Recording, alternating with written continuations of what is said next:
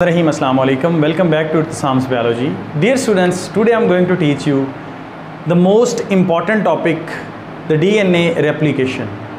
इस टॉपिक के अंदर हमने बेसिकली DNA रेप्लिकेशन का जो प्रोसेस है उसके बारे में पढ़ना है।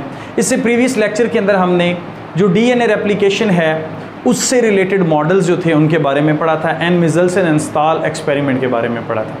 डियर स्टूडेंट्स, आपके पास जो DNA रेप्लिकेशन है इसका मतलब क्या है, इसकी डेफिनेशन क्या है? आप कहते हैं the synthesis of two new double stranded DNA और we can say two new daughter DNA from the parental DNA is called DNA replication, और we can say these daughter DNA are replica of their parental DNA। So हम कहते हैं कि for example आपके पास parental DNA है और इस parental DNA ने टू न्यू डॉटर DNA के अंदर जो है वो तब्दील होना है, और वी कैन से कि पेरेंटल DNA ने टू न्यू डॉटर्स कॉपीज बनानी है। तो ये जो कॉपीज होंगी ये एग्जैक्ट रेप्लिका होंगी। आप ऐसे ही समझ लें कि जैसे आप एक पेज को फोटोस्टेट मशीन के ऊपर रखते हैं और उससे दो न्यू पेज निकाल लेते हैं। This process is called replica और मेकिंग कॉपीज। ये आपके पास क्या कहलाएगा? DNA रेप्लिकेशन कहलाएगा। तो डियर स्टूडेंट्स, नेक्स्ट हमारी जो बात है वो ये है कि रेप्लिकेशन की ज़रूरत क्यों पड़ती है, DNA ने अपने आप को डबल क्यों करना है, इसने अपनी कॉपीज़ क्यों बनानी है। तो क्वेश्चन है वाई DNA रेप्लिकेट्स इटसेल्फ। तो आपको पता होना चाहिए हमारी बॉडी के अंदर ट्रिलियंस ऑफ सेल्स हैं। अब जो सेल्स हैं, हर सेल के अंदर आपके पास क्या पड़ा हुआ है डियर स्टूडेंट्स? DNA पड़ा हुआ है, क्रोमोसोम्स पड़े हुए हैं। अब ये जो क्रोमोसोम्स हैं इन्होंने डिवाइड करना है कैसे? एक सेल की अगर एवरेज लिमिट आप देखते हैं तो वो आपके पास कितनी होती है डियर स्टूडेंट्स? आप कह सकते हैं कि 3 मंथ्स हो सकती है, 4 मंथ्स हो सकती है।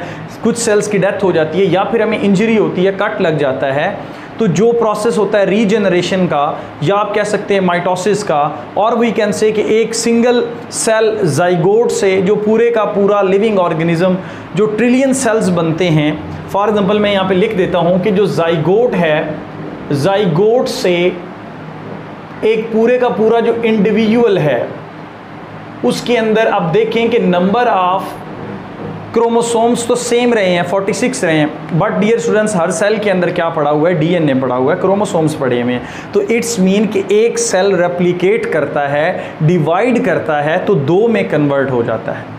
आपने सेल साइकिल के बारे में पढ़ रखा होगा।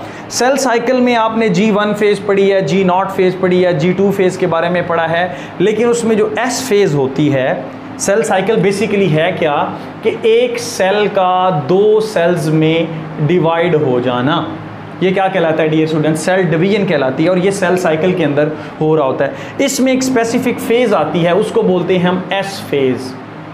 S फेज़ के अंदर क्या होता है डियर स्टूडेंट्स?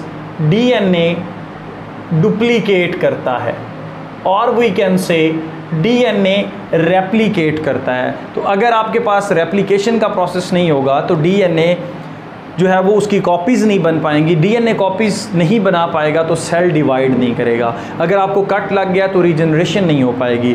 एक जाइगोट है तो वो उसी फॉर्म में रहेगा, उससे एम्ब्रियो नहीं बनेगा, उससे फीटस नहीं बनेगा, उससे डियर स्टूडेंट्स इंडिविजुअल नहीं बनेगा, तो वो प्रोसेस वहाँ पर स्टॉप हो जाएगा। That's why DNA replication is much important. अब क्वेश्चन ये है कि DNA रेप्लिकेशन स्टार्ट कैसे होती है, कैसे पता चलता है कि DNA जो है उसने रेप्लिकेट करना है? तो डियर स्टूडेंट्स जैसे ही S फेज़ स्टार्ट होती है, G1 फेज़ के बाद सिंथेसिस फेज़, इसमें क्या होता है? DNA और वी कैन से क्रोमोसोम्स में स्पेसिफिक साइट्स होती हैं जिनको हम क्या बोलते हैं? ओराई, ओरिजिन ऑफ रेप्लिकेशन इनिशिएशन। ये आपके पास क्या है? ओराई साइट्स होती हैं। यहाँ पर स्पेसिफिक सीक्वेंस पड़े हुए होते हैं न्यूक्लियोटाइड्स के, जो क्या करते हैं? ओपन हो जाते हैं। और इनको ओपन कौन करता है? फॉर एग्जांपल यहाँ पर देखिए डियर स्टूडेंट्स, ये आपके पास डबल स्ट्रैंडेड DNA है जो कि पैक्ड फॉर्म में है। यहाँ पर एक प्रोटीन आएगी जिसका आपकी बुक में जिक्र नहीं है, DNA A प्रोटीन। ये आके इस ओराई साइट पर बाइंड कर जाएगी। जैसे ये बाइंड करेगी ये DNA में हल्की सी स्ट्रेच बनाएगी। जिससे क्या होता है कि ये सेंट्रल जो है एक छोटा सा बबल बन जाता है डियर स्टूडेंट्स। ये छोटा सा जैसे ही बबल बनेगा तो यहाँ पर कुछ सीक्वेंस होंगे, उनके अंदर हाइड्रोजन बॉन्डिंग टूट जाएगी। जैसा कि मैंने आपको बोला हुआ था कि for example A always bind with T with double bond and G always bind with C with triple bond. तो ये जो सीक्वेंस होता है ओराए, यहाँ पर डबल बॉन्ड वाले जो होते हैं ए एंड टी ये ज़्यादा होते हैं, क्योंकि डबल बॉन्ड को तोड़ना थोड़ा सा इजी होता है। तो जैसे ही ये डीएनए प्रोटीन इस रीजन को डिटेक्ट करती है, वहाँ पर ये क्या कर देती है, डीएनए को खोल देती है। तो यहाँ पर ये सारा डीएनए स्टिल जुड़ा हुआ है, नाइट्रोजनस बेसिस जुड़ी हुई हैं इसकी, बट इस पोर्शन पर क्या हुआ है, थोड़ा सा डीएनए जो है वो डियर स्टूडेंट्स क्या हो गया, ओपन हो गया। This is called ori site, origin of replication initiation. अगर आप यूकैरियोटिक सेल्स की बात करते हैं, ह्यूमंस की बात करते हैं, तो ह्यूमंस के अंदर ये ओराए साइट एक क्रोमोसोम पे मल्टीपल जगहों पर हो सकती हैं, बहुत सारी जगहों पर हो सकती हैं। लेकिन अगर आप बैक्टीरिया की बात करते हैं तो बैक्टीरिया में सिर्फ एक ही ओराए साइट होगी। अब यहाँ पर देखें, जैसे ही ये ओराए साइट बनेगी dear students, origin of replication बनेगी, तो यहाँ पर एक प्रोटीन आ जाएगी जिसको हम बोलते हैं हेलिकेज प्रोटीन, और we can say DNA B protein, या हम इसको बोलते हैं हेलिकेज। ये क्या नाम है इसका, हेलिकेज। हेलिकेज यानी कि डीएनए के हेलिक्स को तोड़ने वाला, ये आपके पास क्या कहलाता है, हेलिकेज।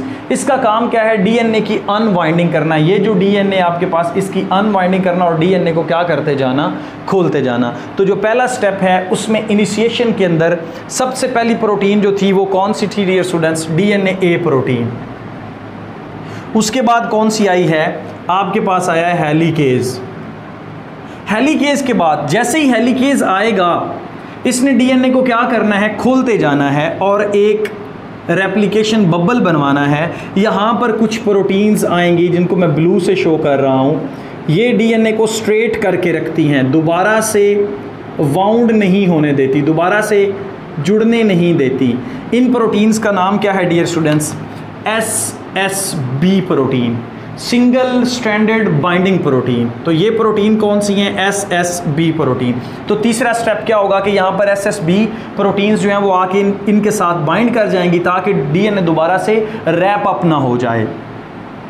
अब क्या होगा डियर स्टूडेंट्स, यहाँ पर एक एंजाइम आएगा जिसका नाम होगा डीएनए गायरेज, इसको जायरेज भी बोलते हैं। ये जो डीएनए गायरेज है, इसका काम क्या होता है कि डीएनए ऐसे जैसे रैप अप हुआ है ना, इसने डीएनए को सुपर क्वाइलिंग से बचाना है। तो इसका काम क्या है, avoid super coiling, super coiling से बचाएगा। क्योंकि अगर डीएनए सुपर क्वाइल कर जाएगा तो फिर उसको खोलना मुश्किल हो जाएगा, और फिर ये जो स्ट्रेट हो रहा है ऐसे, ये भी काम किसका होता है, डीएनए गायरेज एंजाइम का। फिर एट द एंड जो डियर स्टूडेंट्स है वो आपके पास आएगा डीएनए पॉलीमरेज 3। जी डीएनए पॉलीमरेज 3 जो है ये डाइमेरिक फॉर्म में होता है और काफ़ी बड़ा होता है। ये जो आपको नज़र आ रहा है ब्लैक कलर का, ये कौन सा है, दैट इज़ डीएनए पॉलीमरेज 3। इसके ये दो सब यूनिट्स होते हैं, एक ऊपर वाले स्ट्रैंड के साथ और एक डियर स्टूडेंट्स नीचे वाले स्ट्रैंड के साथ। अब ये जो डीएनए पॉलीमरेज 3 है, इसके कुछ कैरेक्टर्स हैं। एक तो डियर स्टूडेंट्स क्या है, इसके फीचर्स क्या हैं, ये लार्जर होता है, थोड़ा सा बड़ा होता है as compared to DNA polymerase 1, DNA polymerase 2। उसके बाद ये डाइमेरिक फॉर्म में होता है, यानी कि ये डाइमर है, इसके दो सब यूनिट्स होते हैं। फिर उसके बाद डियर स्टूडेंट्स इसकी क्या स्पेसिफिसिटी है, ये क्या करता है, रेप्लिकेशन प्रोसेस को इनिशिएट करवा देता है, बढ़ा देता है, शुरू करवा देता है। उसके साथ साथ इसकी क्या स्पेसिफिसिटी है dear students, it adds 5 prime to 3 prime nucleotides. ये क्या करता है, 5 प्राइम से 3 प्राइम की तरफ जो है वो न्यूक्लियोटाइड ऐड करता है। ये क्या है मैं अभी आपको बता देता हूँ। और लास्ट में जो इसका काम है, it does not initiate de novo synthesis of DNA, यानी कि डीएनए को जो है रेप्लिकेशन वो खुद से स्टार्ट नहीं करवा, इसके लिए इसे एक एडिशनल एंजाइम की ज़रूरत होती है, दैट इज़ प्राइमेज। उस एंजाइम का नाम क्या है? प्राइमेज। तो डियर स्टूडेंट्स, अब कौन सा एंजाइम आएगा? SSB के बाद आपके पास आया है DNA पॉलीमरेज 3 और लास्ट पे ये किसको बुलवाएगा? प्राइमेज एंजाइम को। अब प्राइमेज एंजाइम क्या करता है डियर स्टूडेंट्स? प्राइमर ऐड कर देता है। क्या करेगा? ये प्राइमर ऐड करेगा। सपोज ये आपके पास इस जगह पर इसने क्या कर दिया है? प्राइमर ऐड कर दिया है। अब ये जो प्राइमर है इसकी डेफिनेशन क्या होगी? प्राइमेज क्या करता है डियर स्टूडेंट्स? एक चीज़ ऐड करता है जिसका नाम है प्राइमर।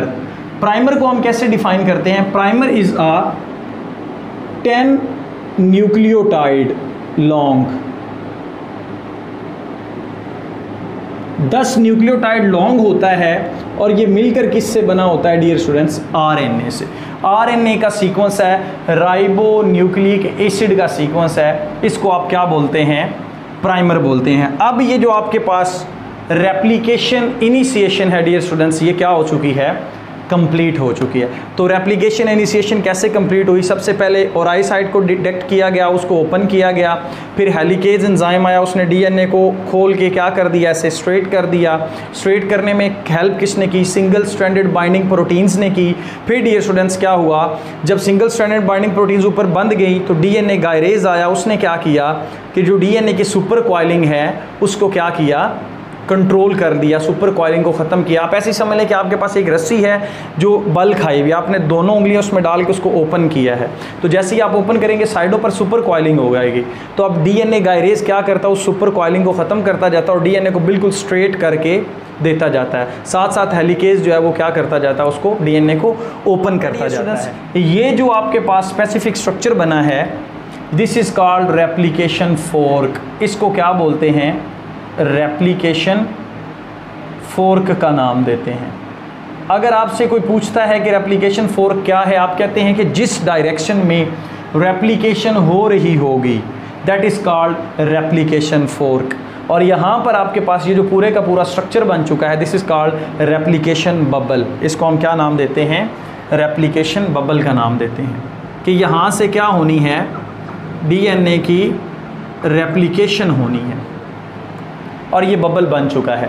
जैसे ये बबल बनेगा डियर स्टूडेंट्स, अब क्या होना है? DNA की सिंथेसिस स्टार्ट हो जानी है, रेप्लिकेशन का प्रोसेस स्टार्ट हो जाना है। वो कैसे होगा? यहाँ पर देखें, जो रेप्लिकेशन है वो 5 प्राइम से 3 प्राइम में क्या हो रही है? डायरेक्टली जो है वो हो रही है।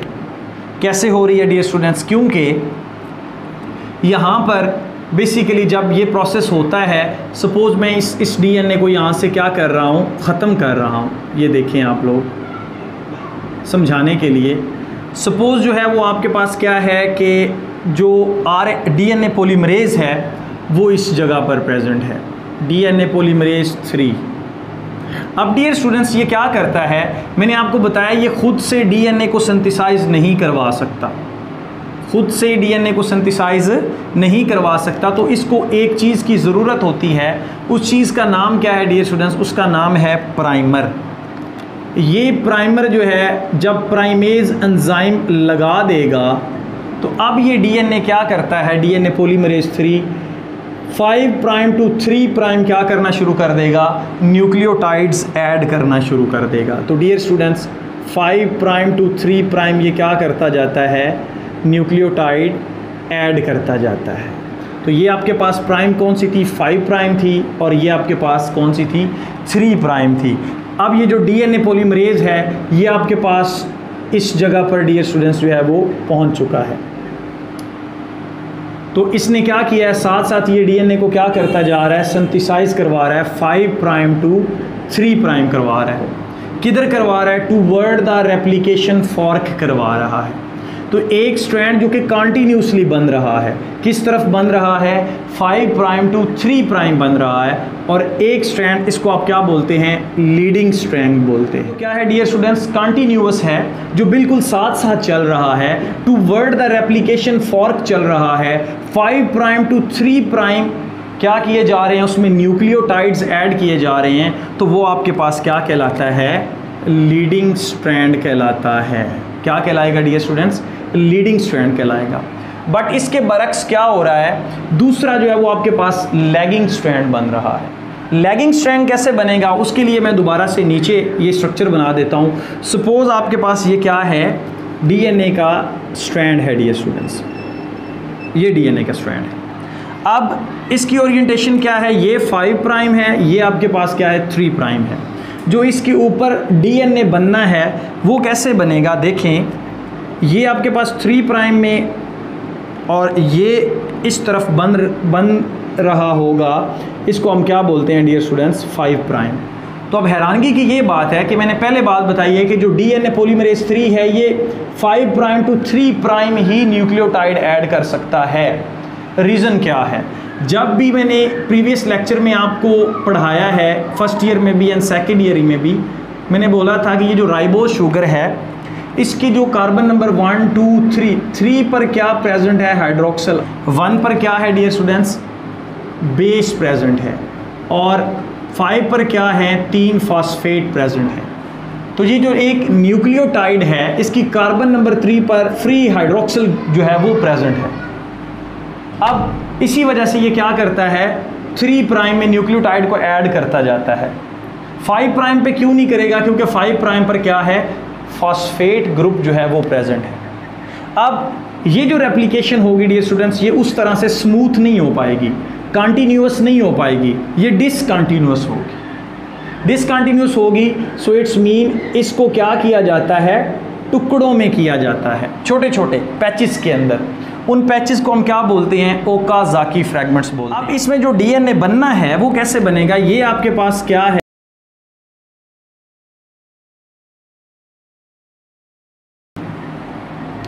अब ये क्या करता है, जैसे ही प्राइमेज आएगा यहाँ पर, प्राइमेज यहाँ पर जी क्या हुआ है डियर स्टूडेंट्स, प्राइमर ऐड हो गया है।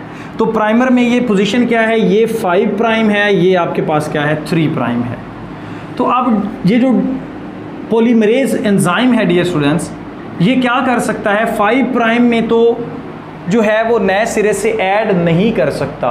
क्या नहीं ऐड कर सकता, न्यूक्लियोटाइड ऐड नहीं कर सकता। तो यहाँ पर भी सपोज आपके पास क्या है, एक प्राइमर ऐड हुआ हुआ, उसकी भी ये 3 प्राइम है और ये आपके पास क्या है 5 प्राइम है। तो डियर स्टूडेंट्स अब क्या होगा कि ये जो पोर्शन है स्पेसिफिक, इससे ये वाला जो पोर्शन है ये क्या करना है, एक प्राइमर से दूसरा प्राइमर हमने क्या करना है, इसमें डीएनए को सिंथेसाइज करवाना है, इस टुकड़े को। तो ये किस डायरेक्शन में होगा डियर स्टूडेंट्स, ये इस डायरेक्शन में होगा। डीएनए तो इसने हमेशा याद रखें 5 प्राइम टू 3 प्राइम ही करना है, बट यहाँ पर क्या हो रहा है, ये opposite of the replication fork, replication fork इस तरफ है। तो ये डियर स्टूडेंट्स क्या हो रहा है, अपोजिट हो रहा है रेप्लिकेशन फॉर्क के। अब यहाँ पर क्या होता है, अपोजिट होना है, तो this is called lagging strand और we can say discontinuous strand. ये डियर स्टूडेंट्स इसके पास आएगा, कैसे आएगा वो मैं बना देता हूँ। सपोज़ ये भी आपके पास क्या है, प्राइमर है, तो ये मैं थोड़ी देर के लिए इसको क्या कर रहा हूँ डियर स्टूडेंट्स, मिटा रहा हूँ ताकि आप लोगों को समझ आ जाए। अब वो जो स्ट्रेट था वो कैसे हो चुका है, वो डियर स्टूडेंट्स कुछ ऐसे हो चुका है,